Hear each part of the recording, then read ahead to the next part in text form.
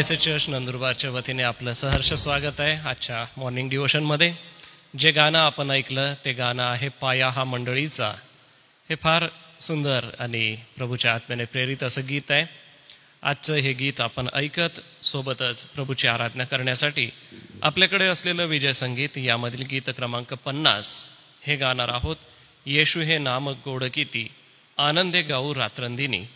विजय संगीत यातील गीत क्रमांक 50 आपण मंडळीच्या चालीवर गाऊया.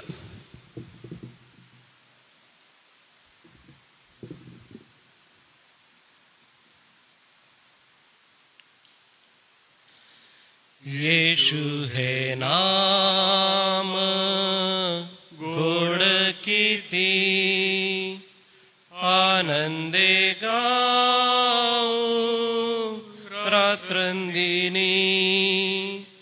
वर्णुनी प्रेमे करू स्तुती, सन्मान थोर त्या देऊनी.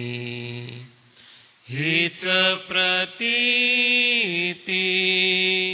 संगीत ही, स्तोत्र प्रभूचे गाईन मी. हीच प्रतीती संगीत ही, स्तोत्र प्रभूचे गाईन मी. कष्टी तो झाला माझ्यासाठी, खांबीही मेला माझ्यासाठी. सोडवुनिया दिली मुक्ती, क्षमा मिळाली झाली तृप्ती. हीच प्रतीती संगीत ही, स्तोत्र प्रभूचे गाईन मी. हीच प्रतीती संगीत ही, स्तोत्र प्रभूचे गाईन मी. मानितो त्याचा पूर्णाधिकार, जीवनी माझ्या सौख्य पार. मुखतयाचे मी पाहणार, प्रीतीने त्याच्या मी भरणार. हीच प्रतीती संगीत ही, स्तोत्र प्रभूचे गाईन मी.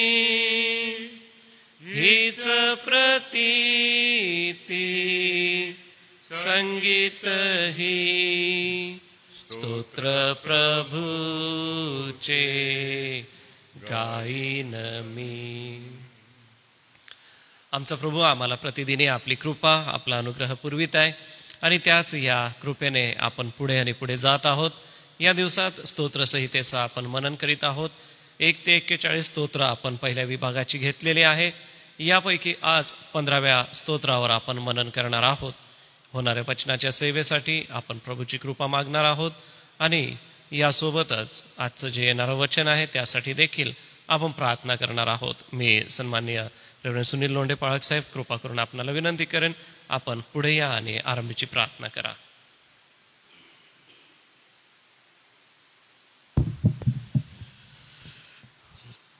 प्रार्थना करू. आमच्या दयाळू दे बापा, आम्ही मनापासून तुझी स्तुती करतो, तुझे आभार मानतो, कारण की पुन्हा एकदा दे बापा हा सुंदर दिवस तू आमच्या आयुष्याला लाभू दिलास आणि ही सकाळ प्रभू तू तुझ्या मननासाठी तू आम्हाला दिलीस. त्याबद्दल आम्ही तुझी स्तुती करतो, तुझे आभार मानतो.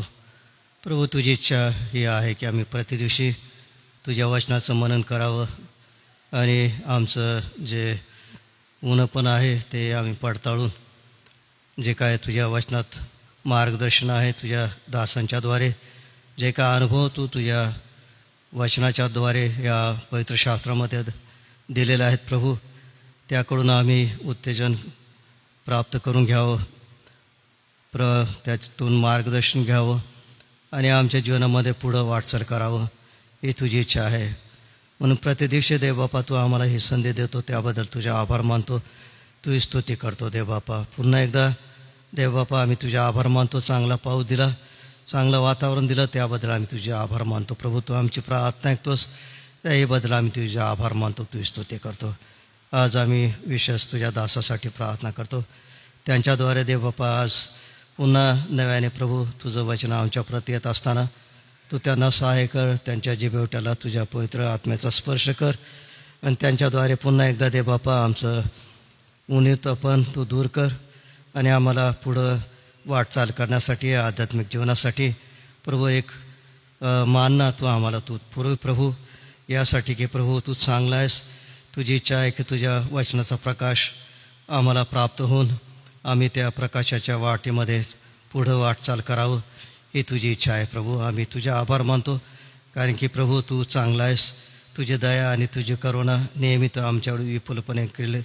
तुझ्या मनापासून आभार मानतो, तुझी स्तुती करतो. पुन्हा एकदा देव बापा आम्ही सर्वजण तुझ्या हातात येत असताना तुझ्या दासाला तुझा आशीर्वाद दे आणि त्यांच्याद्वारे देव बापा पुन्हा एकदा नव्याने आमची तो भेट घे प्रभू.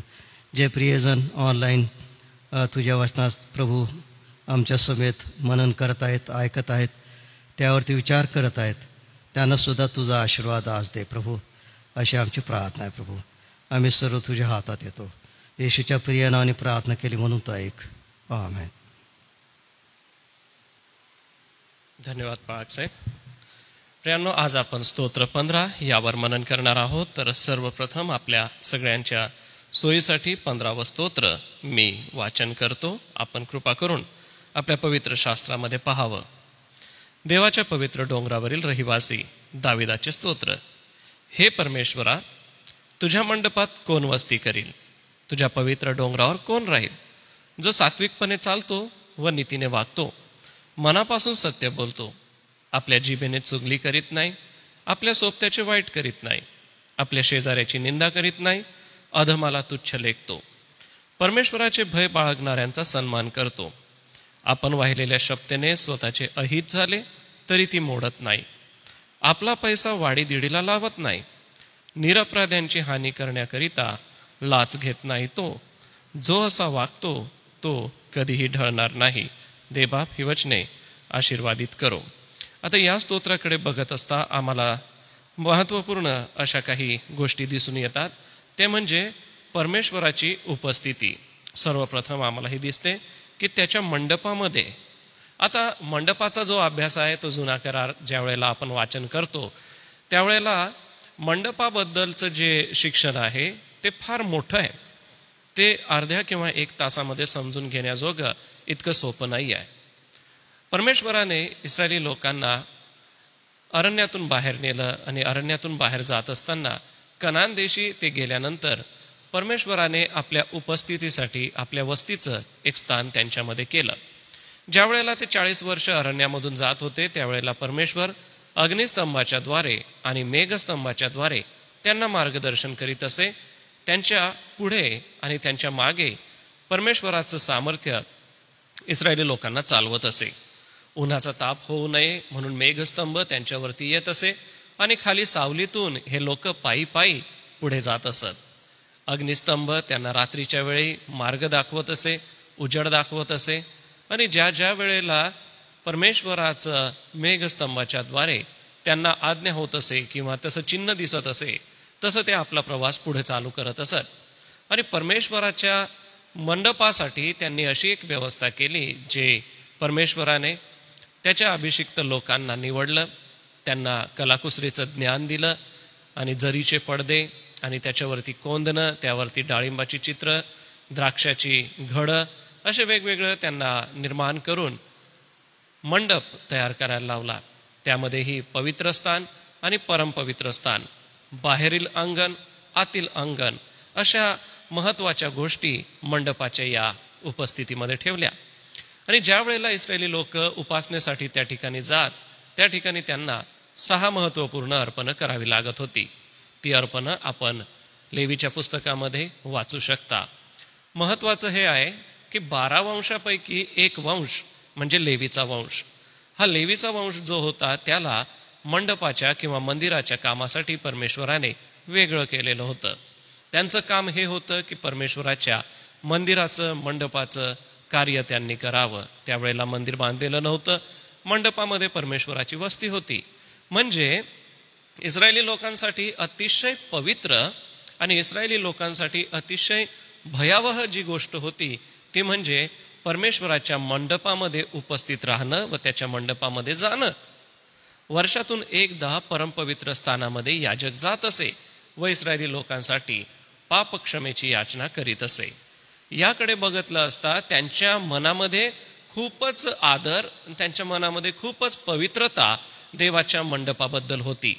आणि म्हणूनच स्तोत्रकर्ता दावीद राजा असा म्हणतो की कोण चढेल, कोण जाईल देवाच्या त्या पवित्र भवनामध्ये. जर आमच्या मनामध्ये किंवा आमच्या जीवनामध्ये अशुद्धता आहे तर आम्हाला परमेश्वराच्या उपस्थितीमध्ये बसायला भय वाटतं. त्याच पद्धतीने इस्रायली लोक ज्या वेळेला मंडपाकडे जात त्यांच्या मनात हे भय निर्माण होत होतं आणि हे भय परमेश्वराच्या वास्तव्याचं असं ठिकाण होतं. आता 2 ते 5 ही वचनं जर आपण वाचली तर ह्या वचना म्हणजे 2, 3, 4 आणि 5 या वचनात असं दिसून येतं की आपलं नैतिक नैतिक जे वर्तन आहे हे नैतिक वर्तन चांगलं असलं पाहिजे. दुसरं वचन बघा, सात्विकपणे चालणे, नीतीने वागणे आणि सत्य बोलणे. ह्या नैतिकतेच्या गोष्टी आहेत.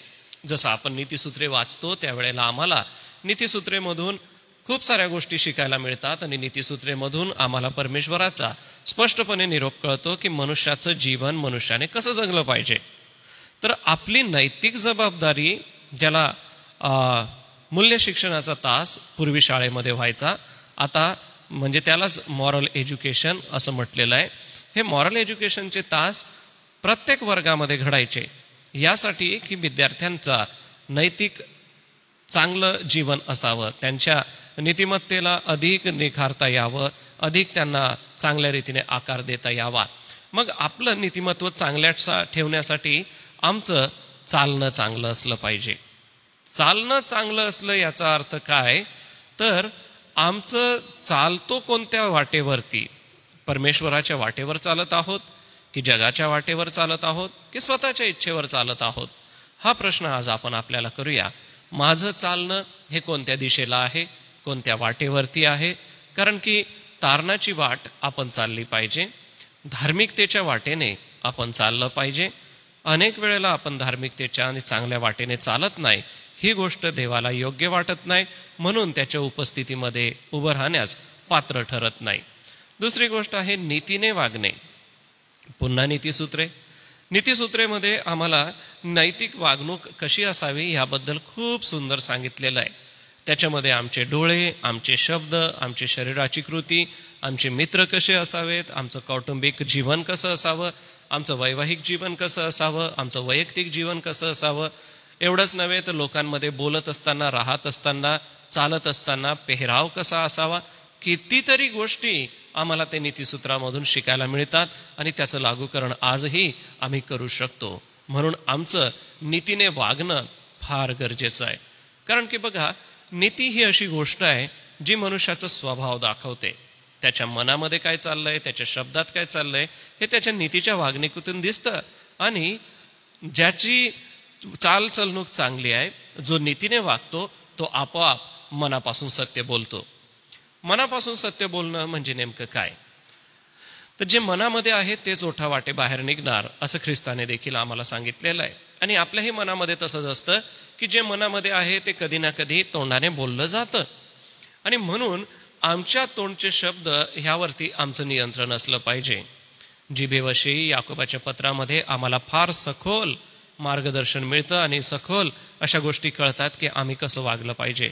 तर प्रियजन हो, आपल्या मनापासून सत्य बोलणारा व्यक्तीच देवाच्या पवित्रतेमध्ये, देवाच्या मंडपामध्ये उपस्थित राहण्यास योग्य असा आहे. या भयावह गोष्टी आहेत, परंतु आपण कृपेच्या काळामध्ये आहोत. प्रभू आमच्यावरती कृपा करतो आणि म्हणूनच आम्ही कृपेच्या काळामध्ये त्याच्या समक्षतेचा अनुभव घेत आहोत. परंतु एक गोष्ट आपण लक्षात ठेवूया की आमची नैतिक वागणूक, चालचलणूक ही फार चांगली असावी. दुसरी गोष्ट आमच्या लक्षात येते ती 3ऱ्या वचनात येते, ती म्हणजे आमचं जे संयम आहे आणि आमचा जो सुसंवाद आहे तो चांगला असला पाहिजे. पहिला आहे आपली नैतिक वागणूक चांगली असली पाहिजे.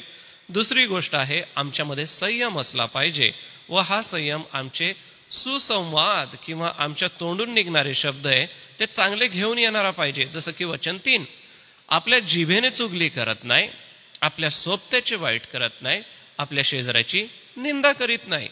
या सगळ्या 3ही कृती ज्या घडतात, या 3ही कृती शब्दावाटे घडत असतात.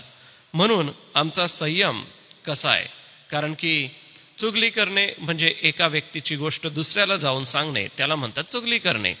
मग त्याच्यामध्ये आमच्या मनामध्ये कधी कधी अशा कल्पना येतात की नाही, मी तर त्यांच्या चांगल्यासाठी सांगितलं, नाही त्यांचं भलं व्हावं म्हणून मी सांगितलं, असे विचार आपल्या मनात येतात. परंतु बायबल आम्हाला म्हणतं की तुझा बंधू जर चुकत आहे तर तू एकट्यामध्ये त्याला समजव, नंतर 2 साक्षीदार सोबत घेऊन जाऊन समजव, वडीलजनांना घेऊन जाऊन समजव, अशा पद्धती आहे. परंतु आपण ज्याचं चुकलेलं आहे किंवा ज्याच्याबद्दल अडचण आहे त्याला जाऊन आपण बोललं पाहिजे. चुगली करणं हे देवाला बिलकुल आवडत नाही. सोबत्याचं वाईट करणं हेही देवाला आवडत नाही.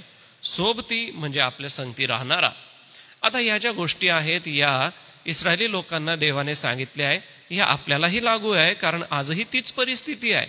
मनुष्य सोबत राहतो आणि सोबत राहत असताना कसल्याही प्रकारची निंदा, मनुष्याच्या वाईट गोष्टी मनुष्याच्या जीवनातून निघू नये आणि कोणाची निंदा आपण कदापि करू नये. आपले जे शेजारी आहे याचा अर्थ काय की आमच्या संपर्कात येणारा प्रत्येक व्यक्ती, चांगल्या शमरोण्याला ज्या वेळेला आपण वाचतो त्यावेळेला आम्हाला असं दिसून येतं की माझा शेजारी कोण, मग माझा शेजारी या जगातला प्रत्येक व्यक्ती. आपल्या शेजाऱ्यासोबत आपल्याला कधीही निंदेने वागायचं नाही. निंदा म्हणजे थोडंसं चिडवणं, थोडंसं अपहास करणं किंवा काहीतरी बोलणं. प्रियांनो, हे देवाला आवडत नाही. आणि जर अशी कृती आहे तर देवाच्या त्या पवित्र मंडपामध्ये कोणी उपस्थित राहू शकत नाही, उभं राहू शकत नाही.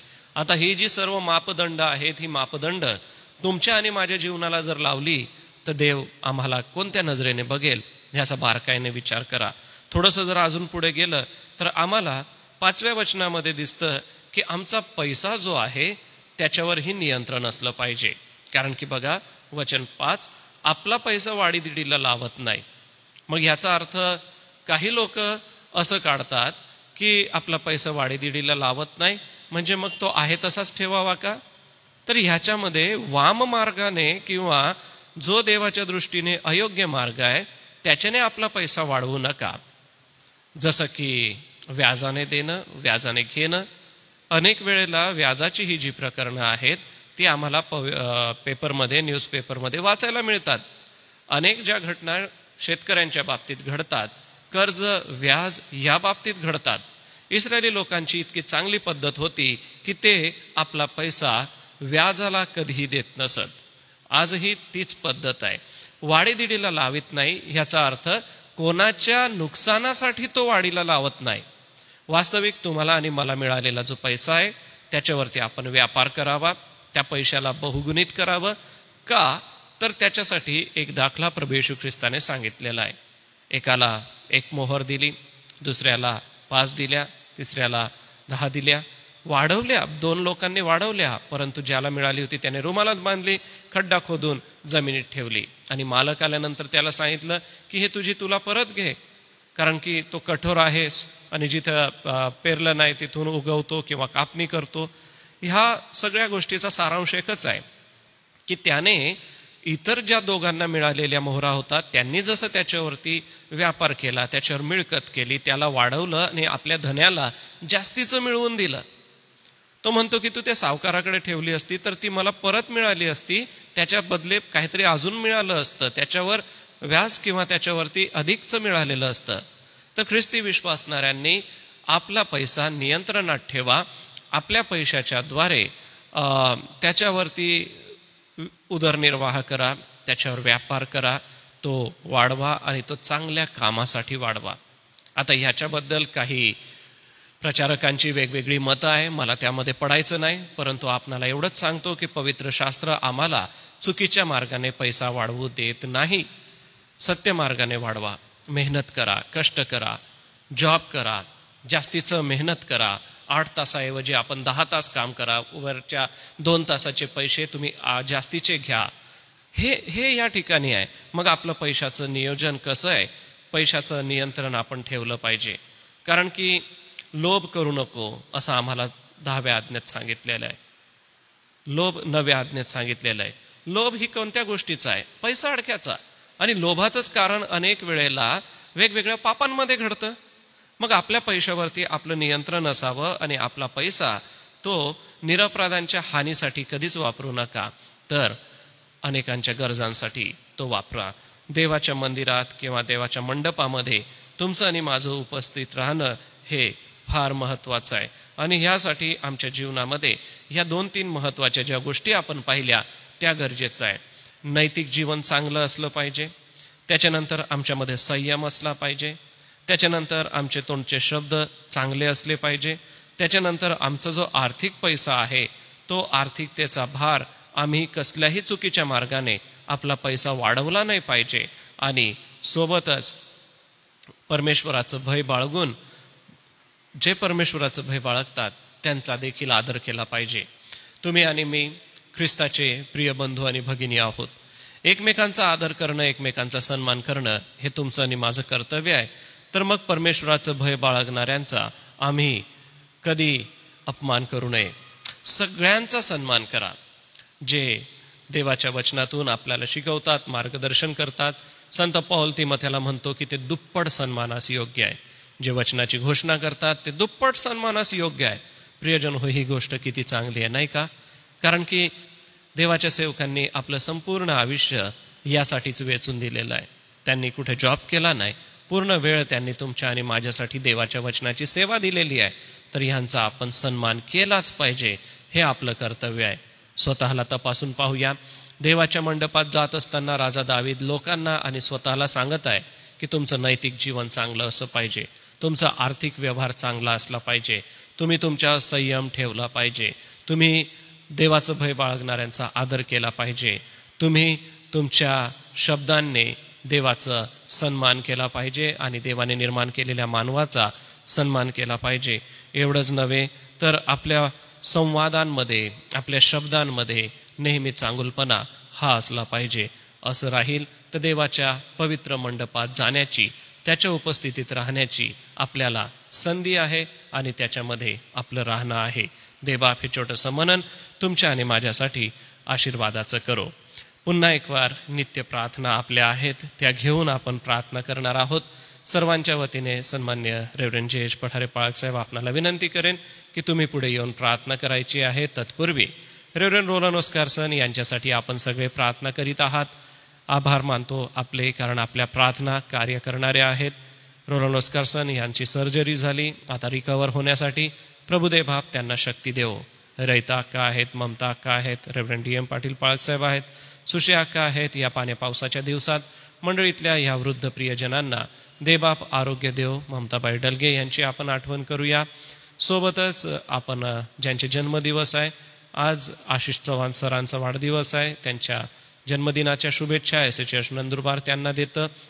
सोबतच प्रियांनो, जो पाऊस आपल्याकडे आहे या पावसासाठी आणि आता शेतकऱ्यांनी पीक पेरलेलं आहे, या पीक पाण्यासाठी आपण विशेष प्रार्थना करूया. तोरणमाळ मंडळीमध्ये आज काल सायंकाळी दुःखद घटना घडली. पास्टर राजू मार्गे यांचे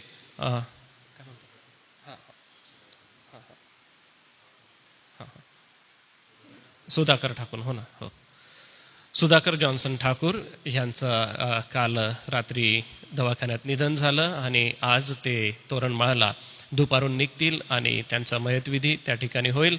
तर सुधाकर ठाकूर यांना प्रभू आज्ञा झालेली आहे. तर ठाकूर कुटुंबियासाठी, म्हणजे जे तोरणमाळमध्ये आहेत, त्यांच्यासाठी आपण प्रार्थना करूया. पास्टर राजू मार्गे यांच्या पत्नीचे ते सख्खे भाऊ आहेत, तर आपण याही परिवारांची प्रार्थनेमध्ये आठवण ठेवूया. मी पाळक साहेबांना विनंती करतो, कृपा करून आपण पुढे येऊन प्रार्थना करा.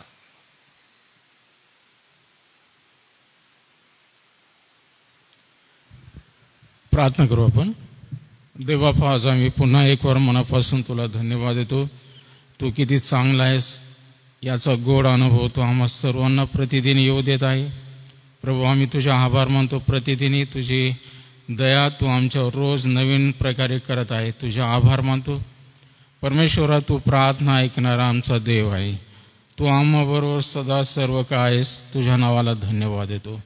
प्रभू, आज सकाळच्या मन्नामध्ये पुन्हा एक वार तू आम्हाला या वचनाच्याद्वारे भेट घेऊन तू आशीर्वादित केलंस.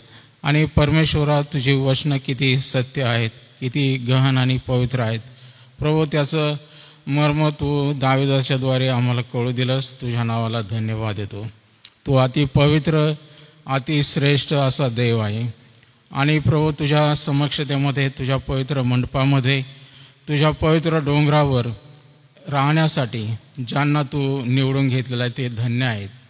प्रभू, कोणाची योग्यता आणि कोणाची पात्रता आहे तर आम्हाला या वचनामधून ज्या गोष्टी तू दाखवल्या, प्रभू, आम्ही तुझा आभार मानतो. कारण तू असा नीतिमान परमेश्वर आहे की तुझ्यासारखं आम्ही पवित्र असावं ही तुझी इच्छा आहे. आणि म्हणून तू म्हटलेलं आहे, जसा मी पवित्र आहे तसे तुम्ही पवित्र असा.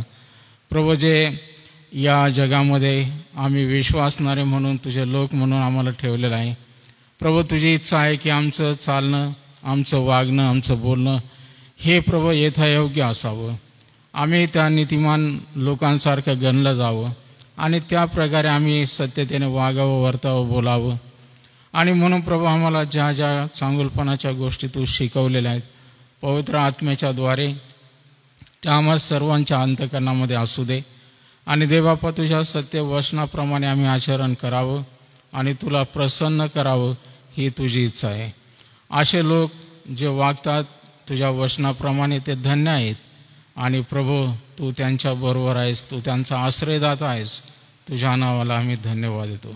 आज आम्ही पुन्हा एक वार तुला धन्यवाद देतो. प्रभू, तू आमच्या प्रार्थना ऐकलेल्या आहेत. आणि बंधू रोलन ओस्कारसन यांच्यासाठी प्रभू, त्यांचे प्रिय लोक, त्यांच्या देशातील त्यांच्या मंडळा आणि आज आम्ही जे विश्वासणारे या भारत देशामध्ये आहेत त्या तुझ्या दासाबद्दल आम्ही तुला धन्यवाद दिलेला आहे, देत आहोत. कारण प्रभू, त्यांनी जी भारत देशात या महाराष्ट्रासाठी, आमच्या या क्षेत्रासाठीची सेवा केली ती एक महान सेवा आहे.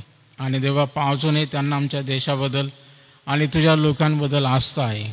प्रभू, जरी त्यांना या लहानसा अपघात झाला परंतु त्यामध्ये तू सावरलंस. तुझे आभार मानतो.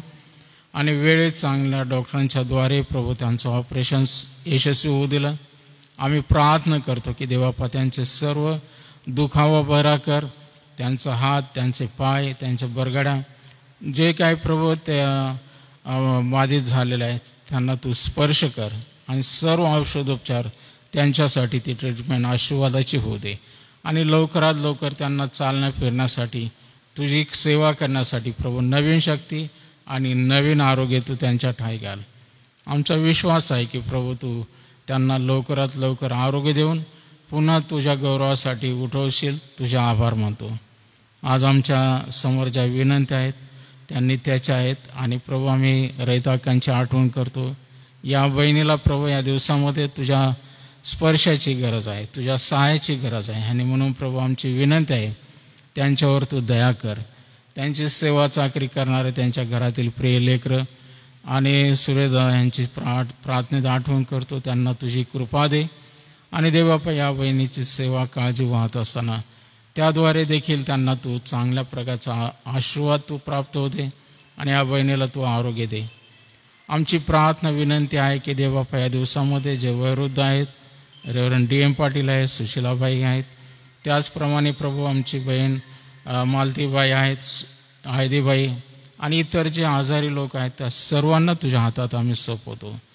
नाईक साहेबांना, लवणेदादांना दिलेल्या आरोग्याबद्दल आम्ही तुझा आभार मानतो.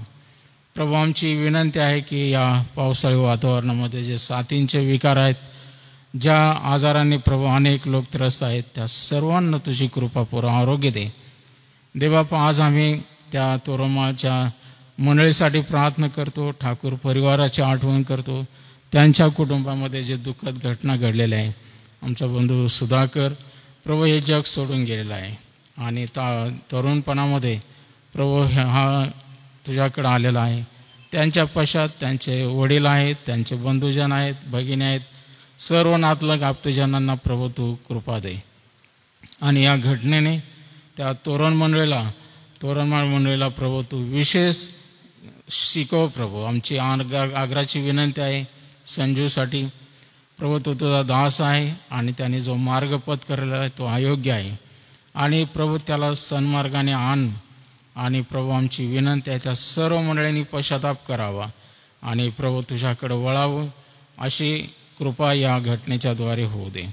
पुन्हा आम्ही आमच्या ज्या विनंत्या आहेत त्या तुझ्या समोर सादर करत असतानाच आमच्या SMच्या सेवा कार्याची आम्ही आठवण करतो. हे सेवा कार्य तू आशीर्वादित कर आणि हे सर्व हाताळण्यासाठी लागणारी कृपा सहाय्य तुझ्या दासदासींना पुरव. आम्ही पुन्हा पावसासाठी विनंती करतो. या शेवटल्या टप्प्यामध्ये आमच्या क्षेत्रामध्ये चांगला विपुल पर्जन्य दे आणि देवबाप आमची या वर्षभराची सर्व अडचण दूर कर. तू आमच्या प्रार्थना विनंती ऐकल्यास म्हणून तुझ्या नावाला धन्यवाद देत आम्ही आज जे वाढदिवस आहेत आमचा बंधू आशिष चव्हाण त्याला तुझ्या हातात देतो प्रभू. त्याला आरोग्य दे, आशीर्वाद दे आणि प्रभू या जन्मदिनाप्रित्यर्थ त्यांना दीर्घायू कर आणि त्याच्या आयुष्याचं तू कल्याण कर. तारणाऱ्या प्रभू येशूच्या नावाने या सर्व विनंत्या तुला सादर करतो म्हणून तो ऐक. आमेन. आपण प्रभूने शिकवलेली प्रार्थना म्हणूया व पाळक साहेब आशीर्वाद देतील. हे आमच्या स्वर्गातील पित्या, तुझे नाव पवित्र मानले जाओ, तुझे राज्य येऊ, जसे स्वर्गात तसेच पृथ्वीवरही तुझ्या इच्छेप्रमाणे हो. आमची रोजची भाकर आज तू आम्हास दे आणि जसे आम्ही आमच्या ऋण्यास ऋण सोडितो तशीच तू आमची ऋणे आम्हास सोड आणि आम्हास परीक्षेत आणू नकोस तर आम्हा सर्व वाईटापासून सोडील. कारण की राज्य, सामर्थ्य आणि गौरव ही सर्व काळ तुझीच आहे. आमेन. आणि आता आपला तारणारा प्रभू येशू ख्रिस्ताची कृपा, देवबापाची प्रीती आणि पवित्र आत्म्याची गोड संगती त्या दुःखित परिवाराबरोबर, ठाकूर परिवाराबरोबर, आमच्या या क्षेत्रातील सर्व मंडळांबरोबर, SM ट्रस्टच्या सेवा कार्याबरोबर, देवाची मंडळी आणि इस्रायल राष्ट्र याबरोबर आता आणि सदा सर्व काळ असो. आमेन. ख्रिस्त पवित्र शांती सत्प्रीती शोभा सौंदर्य माझी या जीवनी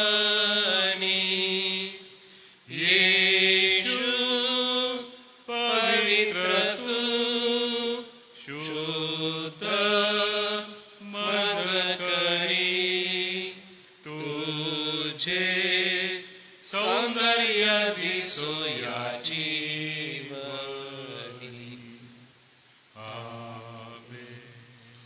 उद्यासाठी सूचना आहे. उद्या देखील 10 वाजता आपण ऑनलाईन मनन चिंतन घेऊया. उद्याचं मनन सन्माननीय रेव्हरंड जे. पठारे पाळक साहेब यांच्याकडून आहे. सर्वांना सलाम.